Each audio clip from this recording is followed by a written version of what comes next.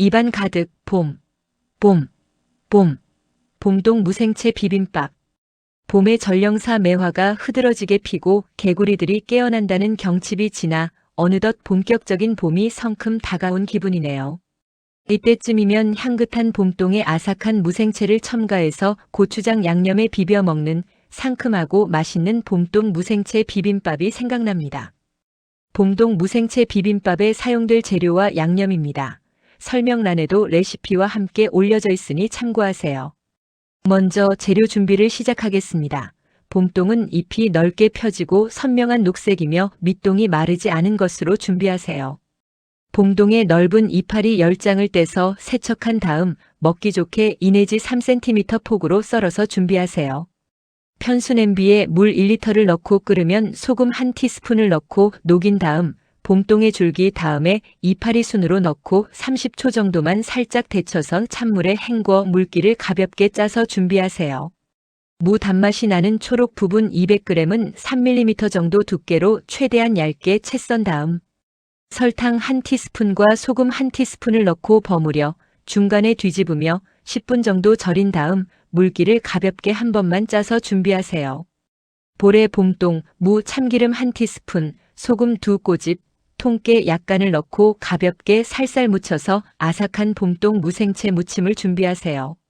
그릇에 고추장 2큰술, 고춧가루 1큰술, 설탕 반큰술, 매실청 1큰술, 다진 마늘 반큰술, 참기름 2큰술, 식초 1티스푼, 통깨 반큰술을 넣고 골고루 잘 섞어 고추장 양념을 준비하세요. 식초가 들어가면 훨씬 깔끔한 맛이 나지만 많이 사용하면 봄동 본연의 맛이 가려지므로 가능한 적게 사용하세요. 애호박은 5mm 정도로 두툼하게 채 썰고 당근은 애호박보다 조금 얇게 채 썰고 대파 흰 줄기 한 대는 반 갈라 잘게 다져서 준비하세요.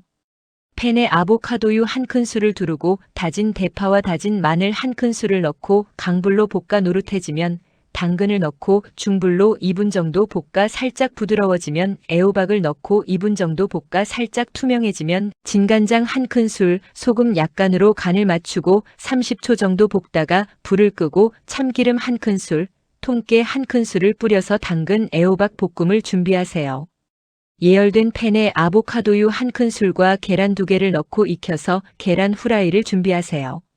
재료와 양념이 모두 준비되었으면 비빔밥 그릇에 따뜻한 밥 1공기를 넣고 참기름 1티스푼을 뿌려준 다음 중앙에 봄동 무생채 무침, 계란 후라이, 통깨 약간, 참기름 약간 순으로 올려주고 주위에 당근 애호박 볶음 약간과 고추장 양념 약간을 올려주면 완성됩니다.